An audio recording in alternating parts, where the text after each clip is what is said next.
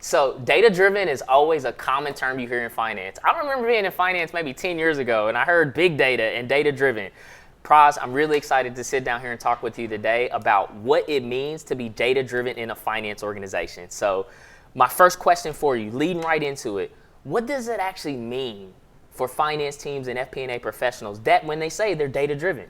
So it's obviously, the easy part is embracing data, but all finance departments I think will say they embrace data. But the first step is to have access to clean data. So go through your data, the sources both internally and externally, and make sure that it's meaningful and it's data that can be trusted. The second step I think is being bold in terms of how you receive and work with the data. We talked before and we've talked backstage, there's so many organizations that are stuck in their Excel models. Well, if you're stuck in these Excel models, you're probably not using all the data that's available to you to drive better decisions. As well, if you're using older planning tools or planning tools that aren't flexible, like you're stuck in your 8 to 12 dimensions that cannot be broken because each dimension means something and you can't think outside the box on that, that's not really going to let you flourish as a finance department. So I think you have to embrace business data fabric solutions or having a business data fabric. So what does that mean? Well, we know that there is data that exists externally, like GDP data, commodity data, retail data, whatnot, that is meaningful, but you just don't have the means to grab it real time. But there's also internal data that exists, across finance, not just from your ERP, with HR, operations, supply chain, marketing, that can have a meaningful impact on the way the finance consumes information. Bringing all that data in through a business data fabric solution and make it accessible to finance, making your planning tool linked to it, have analytics on top of that, have AI and machine learning built on top of that as well. None of this is rocket science. This is all available. And once that's, you've taken some of these steps, but first, again, cleaning or trusting your data, you are a data-driven organization. That's foundation. And I love your point around that because I think there's so many organizations, Pras, that want to be data-driven, right? But they don't understand, and I call it the decision cycle. It's a very easy framework to make data-driven decisions. And it's one of the first building blocks, as you mentioned, that foundation, is the process. Processes drive data. Data is then turned into information. Information is then shared through knowledge to ultimately make a business decision. That is that data-driven process. And it starts with the first place with the processes, right? It starts with the AP, it starts with the AR, it starts with, how you're connecting inside the business to build that foundation, right? And a lot of organizations don't understand, and they typically make the fallacy, right? They're like, technology is going to solve all my data problems. That's not necessarily the case. You have to go get into the foundation of your processes. Get into the things, because as you mentioned, without that solid foundation and that process of understanding and making sure that data's you can trust it, there's really no tool is going to be able to fix that. Absolutely, right? Right? So when you think about being data-driven for finance, right, what are some of those core competencies that FP&A professionals need to be data-driven? So I think they definitely have to be quantitatively inclined in terms of understanding the data, obviously understanding maybe some statistical methods and measures, regression analysis and things like that so that they can make, understand trends and things of that nature. But they also have to be qualitatively inclined as well because data is not just about numbers. It's knowing where that data comes from, how to interpret the data, whether it's positive or negative and how to communicate it better.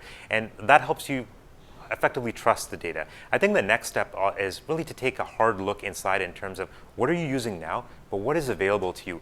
And having an open mind in terms of that data that's available to you as finance and being open to embracing it. Not, again, constraining yourselves within the world of 8 to 12 dimensions or in Excel spreadsheets. You got to break that mold because businesses are constantly evolving and expanding. Different scenarios are happening. There's best case, worst case, upside, downside.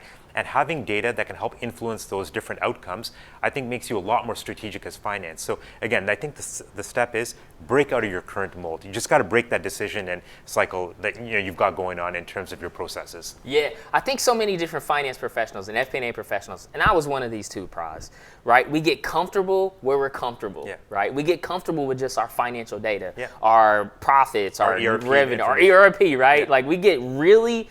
We have a lot of comfort and confidence in the ERP stuff that we're doing. But one of the things you talked about was that qualitative side. To me, that is like the blue ocean for finance and FP&A teams to be data-driven, right? But it also is a not the first path that finance professionals go to. We want to go to our debits, our credits, our profits, our losses, our top line, bottom line sort. But when you go in that qualitative side, you really actually connect to the business, which I think, to me, that's a core principle. People, you can know data to the end of the world, right? But from that qualitative side and that skill set, if you can't communicate that data to a non-finance person, like, we can talk finance, gross margins, rule of 40, we can talk all those today. But if I can't sit across from a sales leader or a marketing leader or an HR person and help them connect how their data is making an impact to either the top line, bottom line, or cash flow of our business, then what really value is finance providing, you know? So for me, what are some of those challenges that you see that finance organizations have that prevent them to be data-driven? So I think often it's not really understanding your business. It's understanding it maybe in terms of debits or credits or ERP or your P&L, but that just tells you one part of the story. That's an accounting story. It doesn't tell you the business growth story or the business, opportunities that you're leaving behind or the costs that are creeping up on you. I mean, it doesn't really help you to understand. So as finance, I think you've got to start looking beyond just the P&L. You've got to start going into marketing, for example, with data that's available to you. If marketing is having huge marketing spend, look at that spend. Is it aligned to the campaigns? How successful are these campaigns? Are they generating leads? Are those leads moving on to sales? What's driving actual sales? Is it marketing opportunities? Is it sales, events or whatnot? But again, as finance, ask questions. I think it's got to be about curiosity, just asking more and more questions. And when you ask questions of your data and of that information, you get better answers and more answers. And with those answers, you're able to serve everybody internally that much better. Pras, man, I love what you just said. And the reason why I love it so much is because you highlighted, I think, a finance FP&A superpower. Not being calculators, curiosity. Yeah. Like, go be curious in the business. When I look back over my 20 plus years in accounting, finance, FP&A, and CFO leadership, right? I was never the best, like, Excel person. I was never the best at any of things, but I was always curious. And when I looked at building high performance finance teams, I would look at somebody and say, hey, they're a great quantitative person, a quant, but you give me a person that has curiosity to go say, man, why is that like that? Or why are we doing this a certain way? Or like your example, why is marketing overspending and what ROI they were getting, right? That kind of opportunity opens you up to not just be what you mentioned in just the debits and credits. You go inside the business. And what better way to build that relationship with a business partner than go solving a problem for them, right? Like, that to me is like a superpower. And that's where curiosity starts it. You're curious about something that's going on with another department, another area of the business, a KPI, and you go partnering and say, what data can we bring together to either, I always look at it from like red light, green light, yellow light, right? Like, how's this information going to help us make those kind of decisions, right? And so another thing I want to get into, and I think this is a hot topic, right? What role does technology play in being data-driven for FP&A teams? So I think the one thing it does is it helps break us out of the mold of being working in a scheduled manner. And what I mean by that is that too many finance departments I talk to, and FP&A departments especially, work in a scheduled manner in that their budgets start in August, they finish by September, then there's a business update that happens in October, and then maybe another one in December. Meanwhile, they do their sales forecasts at the end of every month for the next following month. There's a different strategic plan always happens, after a C-level meeting in August or June, July, August or whatnot, that's communicated all the way down. It's too scheduled in terms of, but if you're scheduling all your decisions and your insights in this framework, things are happening all the time. There's transactions hitting your ERP and other information systems and all your external systems every second of every day. Yet we're constrained by this, methodology of, well, we only get our data feeds at the end of the month, or we only get it on, Thursday at 2 p.m. Or like it's, there's been these internal agreements with IT that this is when we receive information. But best-in-class organizations have access to their information in real time. But it's not just accessible. It's accessible in a way that it's made meaningful as well. It's made meaningful through reports, dashboards, and you can communicate this information as well. Share dashboards with friends and colleagues internally to make more friends and make more alliances. And you've got a real-time pulse of your business because, again, data is real-time. It's happening all the time. It can be consumed real-time as well. And having world-class ERPs that work in real-time with a business data fabric that brings in internal and external data on a harmonized layer that is consumable makes finance's job that much better. So much better. And I love how you broke down that structure, because when you were talking about it, you were like, rolling forecasts is due here and this is there. I was like, I had a timeline in my head where I'm like walking through. It's like, yep, that's kind of how finance goes. But technology, it gets back to that decision cycle I talked about earlier, right? You've got finance teams. When sales are growing crazy and the business is growing, I don't know about you, but I never was in a finance team where sales are growing crazy that the CEO let me hire as many finance people as I wanted to. We have to do more with less of what we have, right? Yeah. And tying that back to that decision cycle where technology helps is like, you don't want your high performer, high potential finance and FP&A person churning and burning through the process of Excel to get the data, to download the ERP to get to information. Let technology do that. Have a data layer, data fabric across the entire organizations that's bringing them to be that. Then bring that person to that knowledge decision-making process, right? That's really the value add. Technology's advanced so much. There's so many great tools. SAP has so many great tools that business owners, finance professionals, finance business partners that can leverage to say, we don't have to spend the time debating if this data is correct. Let's spend the time getting knowledge. Let's spend the time getting insights. Let's spend the time to make more proactive decisions in that process, right? Not just, we're outside of our data right now. And I think like the theme of data on demand now is across the business. Like, I don't know about CFOs, CEOs, business owners, chief marketing officers. The C-suite doesn't want to wait for data anymore. They don't, no. You have to be able to give them access to data quickly. I look at it as like data on demand when you're at a hotel room and you want to watch that on-demand movie, the good movies, right? You want to watch that good movie and you're like, you can just easily access it. We should make data and insights that actionable for the business. And that's 1,000% where technology comes in and helps. Yeah.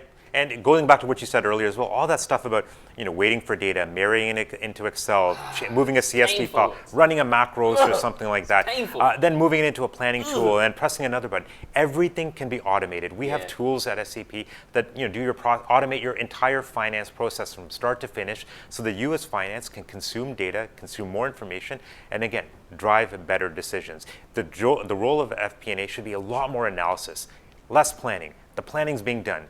Let the planning come up with multiple scenarios, options, and things like that. You've cleaned your data, you trust your data. Now you're delivering analytical options for your customers, and you're helping your organization move forward, and ultimately shareholder value right there and then. There it is, ROI, right? And that data-driven insight, right? It's not data-driven if you're spending more time gathering the data to drive it, right? Like if you're building a car and you're building it and you spend more time building the car and less driving it, it's like, what are you really doing? Like the car's meant to be driven. I think that's exactly what that FP&A portion of it is. Too many times we spend much on the planning. We got that structure rigor. This is what we do. This is how we plan. This is how we forecast. We need to branch outside of that. We need to be more proactive. We need to be more inside the business to connect that to, and that's where technology is a superstar to help, right? So one other question I have is when you think about the partnership side, we talked a lot about technology. We talked a lot about processes.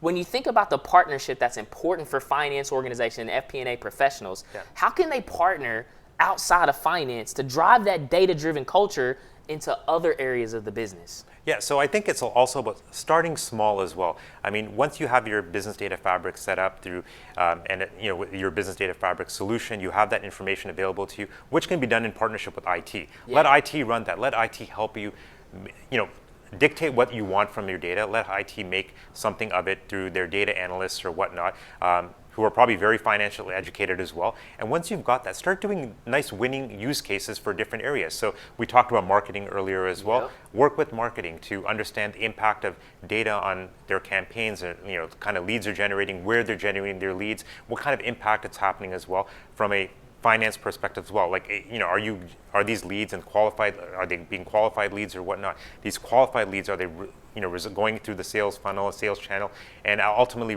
helping salespeople close the business? If not, well, what can we do in that case. Operations as well. Work with operations, the HR. Definitely. There's so much HR information. I mean, we know salaries and employee costs are some of the highest in the organization. Use that to find out, which employees are working on what products or whatnot. What the true cost of your products is on a fully loaded basis, and how that changes maybe on a fluctuating basis based on seasonality or whatnot. Just keep asking questions with these small little use cases, and with these use cases, you'll generate a lot more value, and that's how you connect and become a true partner to the enterprise. Yeah, and to me, I love that, and I'll just add to that practical insight. Yeah. For all those listeners that are go back and look at this, if there's one way to go do that, go ask sales, marketing, HR one simple question. What problems, opportunities, challenges, and risks that you see in your business, and how can I help you solve them, right? Now you're bringing technology, now you're bringing partnership, now you're bringing data to that conversation exclusively with that business partner to help them solve a pain, problem, frustration, or opportunity inside their business. What better value prop than going to have the technology, the data fabric, all the things the planning tools that you need at your arsenal, at your tool belt. You've got the partnership skills coupled with it, and you've got best-in-class technology to be able to work with. That's a slam dunk value proposition for FP&A professionals. Hey, Pras, love this conversation. One last question that I have. When you think about the data-driven culture inside of an organization, right, and you think about how that applies to FP&A professionals for the future, right, what is one area, if you was to dissect one place that people should go to, whether it's quantitative or qualitative skill set wise, what should they focus on? You know what? I think they need to focus on understanding what their business actually does. Because when you understand what your business, and you move beyond the P&L, the balance sheet or whatnot, and really understand what are the drivers behind your business, your industry, your competitors, what are the external factors that impact your business. You become an expert in your business. I think that will help you understand the data and become drive a better data-driven culture. You heard it here first, everybody. Get outside of your numbers and get inside the business. There you go. Pras, absolute pleasure sitting down here with you. Likewise, Thank you so much. Thanks very much, Chris.